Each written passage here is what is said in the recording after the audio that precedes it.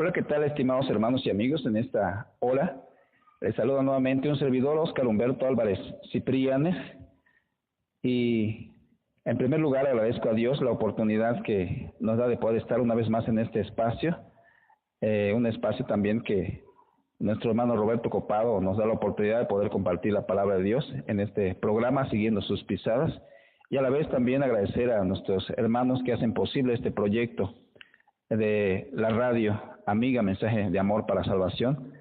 Y en estos momentos quisiera también elevarme a Dios, dirigirnos a Dios, para que de esta manera podamos pedir la dirección a nuestro Dios Todopoderoso y poder compartir en esta hora una porción de las Sagradas Escrituras. Vamos a dirigirnos en oración. Oremos. Bendito Dios y Padre Celestial, en estos momentos vamos a hacer uso de su palabra y le rogamos que sea usted quien nos dé sabiduría para que lo que hablemos siempre sea de acuerdo a su divina voluntad. Eterno Padre, bendiga en estos momentos a quienes están escuchando. Permita, Dios eterno, que a través de su palabra podamos encontrar ese aliento para seguir adelante. Le ruego, mi Dios, ponga palabras en mis labios de tal manera que lo que hable sea entendible para cada uno de los oyentes.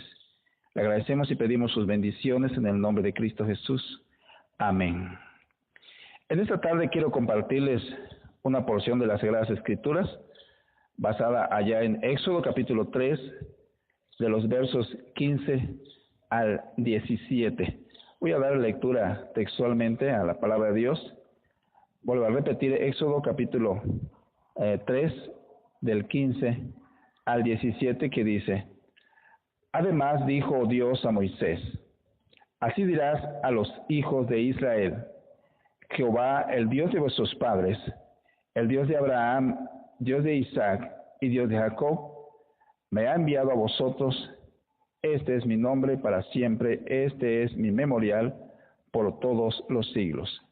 Ve y reúne a los ancianos de Israel y diles: Jehová, el Dios de Israel, y diles: Jehová, el Dios de vuestros padres, el Dios de Abraham, de Isaac y de Jacob, me apareció diciendo: En verdad os he visitado y he visto lo que se os hace en Egipto, dice el verso 17. Y he dicho: Yo os sacaré de la aflicción de Egipto a la tierra del Cananeo, del Eteo, del Amorreo, del Fereceo, del Heveo y del Jebuseo, a una tierra que fluye leche y miel.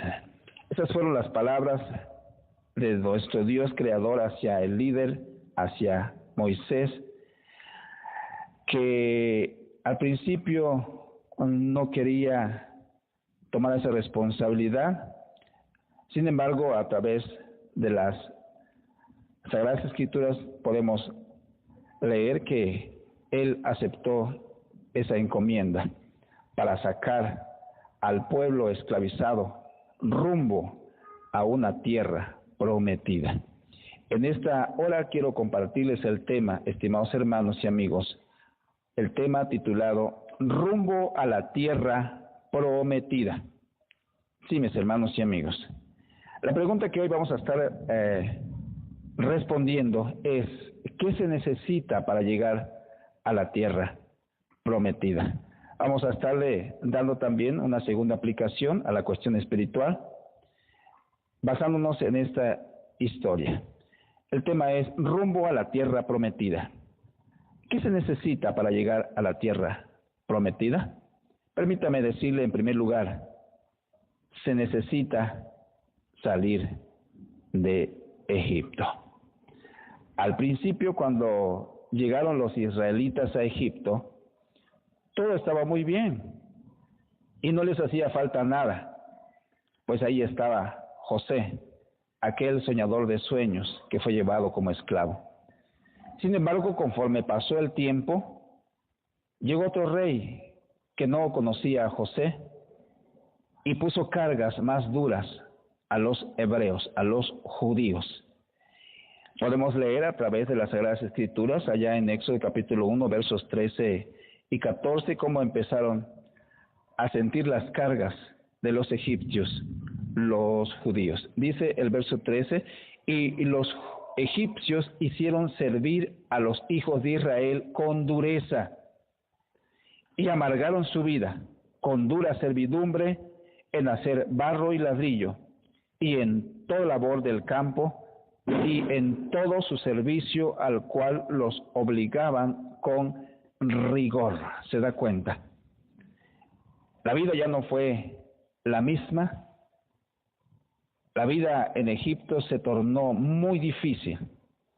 Había amargura, había latigazos, incluso podemos ver que también había asesinatos, porque todo varón que nacía, la orden era que lo mataran, según podemos ver ahí mismo en este mismo capítulo de Éxodo, el verso 16, cuando dice, cuando asistáis a las hebreas en sus partos y veáis el sexo, si es hijo, matadlo, y si es hija, entonces viva. Esa era la cruda realidad que se estaba viviendo ahí en Egipto. Egipto es el símbolo del mundo. Cuando el mundo comenzó, todo era hermoso en el jardín del Edén. El hombre tenía todo, no le hacía falta nada. Y cuando vio Dios que el hombre estaba solo, le hizo una compañera idónea. Todo estaba bien, hasta que Satanás, la serpiente antigua, engañó a Eva y posteriormente a Adán. Y desde que entró el pecado al trono de la maldad, comenzó la esclavitud. Es decir, la maldad se entronizó y el hombre empezó a sufrir las consecuencias de su pecado. Esa esclavitud que hoy en nuestro Egipto llamado mundo estamos viviendo, pues es la realidad. Tiene esclavizados a millones de personas y de alguna manera, por decirlo así, nosotros somos los responsables que podemos ayudar a salir a muchos de la esclavitud, de la ignorancia, por medio del conocimiento de la palabra de Dios.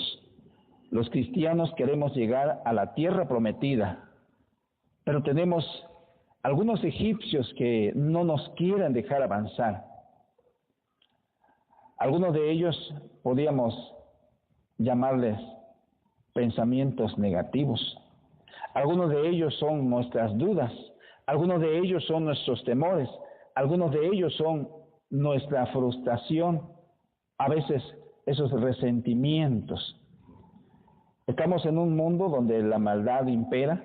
Sin embargo, si queremos llegar a esa tierra prometida, necesitamos salir de ese Egipto. Los cristianos y no cristianos que queremos llegar a esa tierra prometida que Dios ha dado en promesa, es espiritual. Pero necesitamos salir de Egipto. Fíjese que la palabra Egipto significa obscuridad. Los egipcios a su tierra le llamaban Kemet, que significa negro. En otras partes de la Escritura nos enseña que el mundo es tinieblas. Fíjese, rumbo a la tierra prometida necesitamos, primero, salir de Egipto, es decir, salir de este mundo, espiritualmente hablando, que ya no nos ajustemos a cómo vive el mundo, sino que pensemos en obedecer a Dios. La Escritura nos enseña que no debemos adaptarnos a este siglo, sino que debemos buscar la voluntad de Dios. Así nos dice la Escritura, escribiendo Pablo allá a Roma en su carta, capítulo 12, Carta a los Romanos, capítulo 12, verso 2, decía el apóstol Pablo: no se conformen a este siglo, sino transfórmense por medio de la renovación de vuestro entendimiento, para que comprobéis cuál sea la buena voluntad de Dios, agradable y perfecta. Entonces, hermanos y amigos, si queremos llegar a esa tierra prometida, rumbo a la tierra prometida, necesitamos primero salir de Egipto. Déjeme decirle también, en segundo lugar, que rumbo a la tierra prometida necesitamos también, en segundo lugar, cruzar el Mar Rojo. El pueblo de Israel así lo hizo.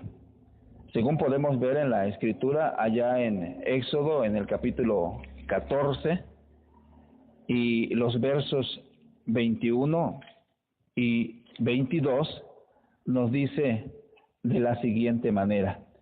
Éxodo 14, 21 y 22, ¿qué dice? Y extendió Moisés su mano sobre el mar, e hizo Jehová que el mar se retirase por recio viento oriental toda aquella noche, y volvió el mar en seco, y las aguas quedaron divididas. Entonces los hijos de Israel entraron por en medio del mar en seco, teniendo las aguas como muro a su derecha y a su izquierda. Esto quiere decir que para que ellos pudieran llegar a la tierra prometida, necesitaron cruzar el Mar Rojo. Los israelitas, para que llegaran a sus tierras prometidas, tenían que pasar por agua. No había otro medio. O tal vez había otro medio, sin embargo, no era el adecuado.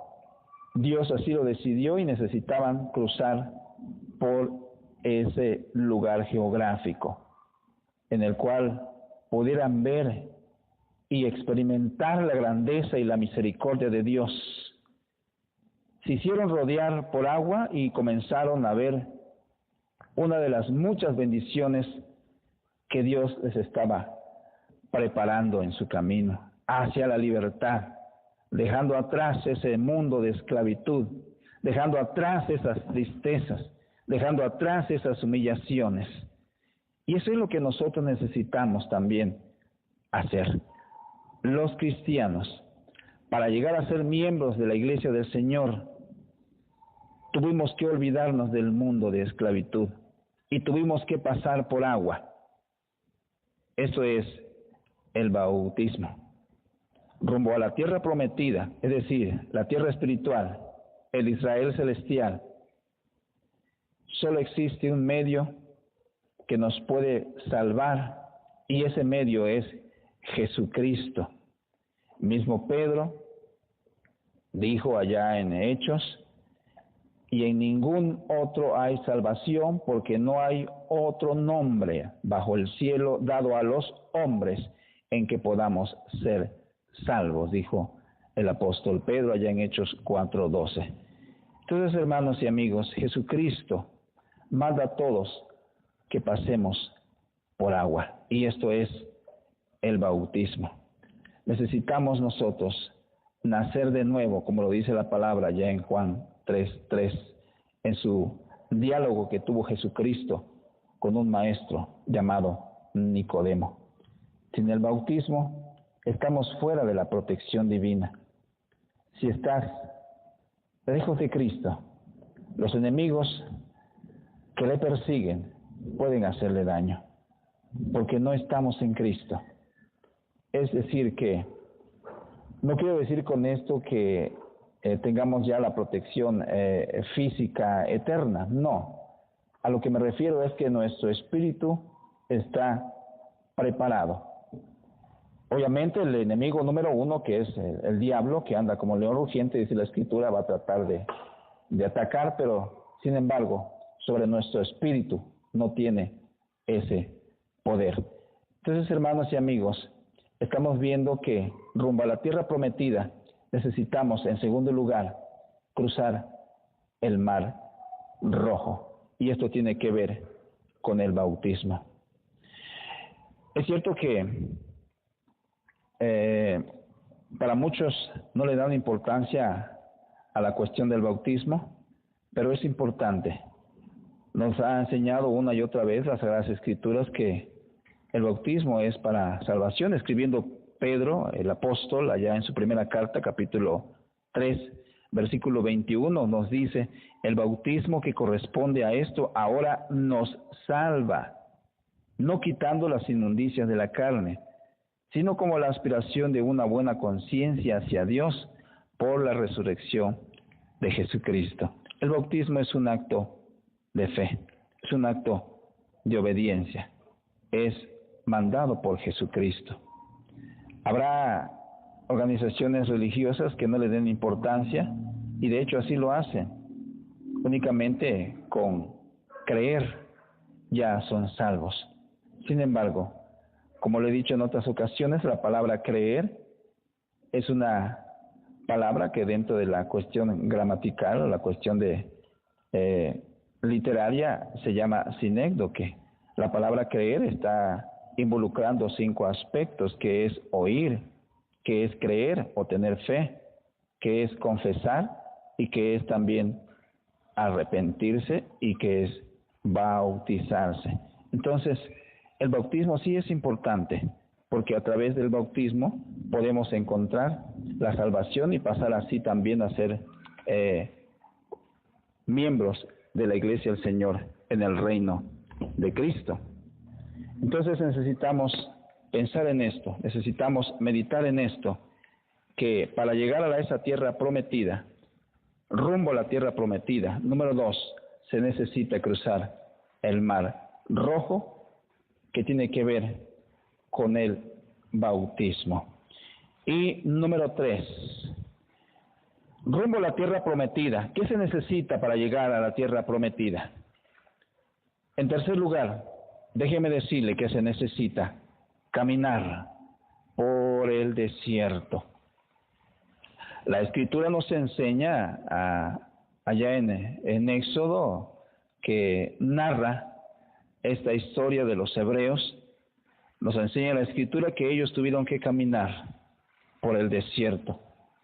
Dice la Biblia, regresando allá en Éxodo capítulo 15 y el versículo 22, dice la Biblia: e hizo Moisés que partiese Israel del Mar Rojo, y salieron al desierto de Shur, y anduvieron 3 días por el desierto sin hallar agua. Note usted, rumbo a la tierra prometida se necesita caminar por el desierto. Después de cruzar el Mar Rojo, los israelitas todavía no habían logrado la victoria total.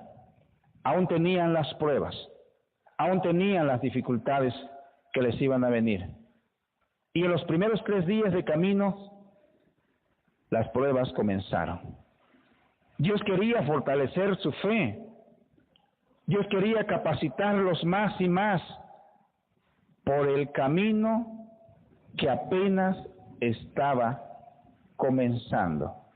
Y ahí que comenzó el problema para los israelitas, para los hebreos.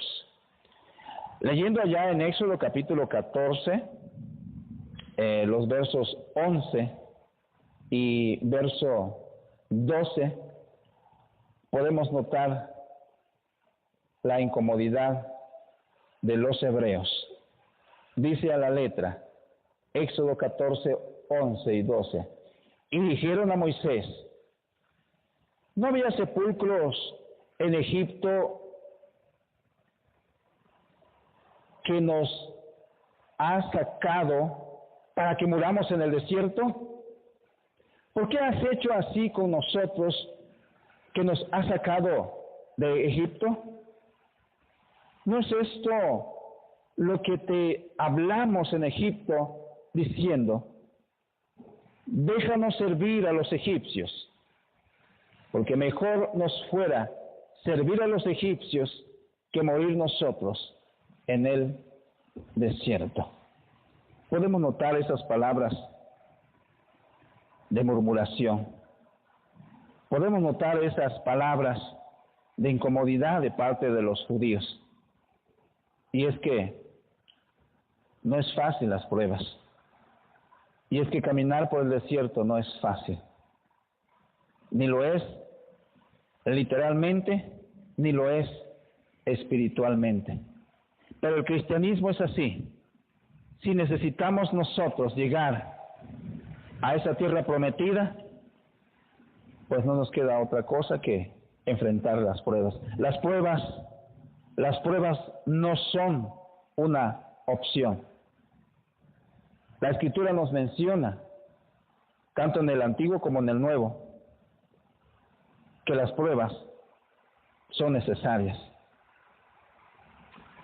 Dice la Escritura, allá en Salmos 11:5, que Jehová prueba al justo.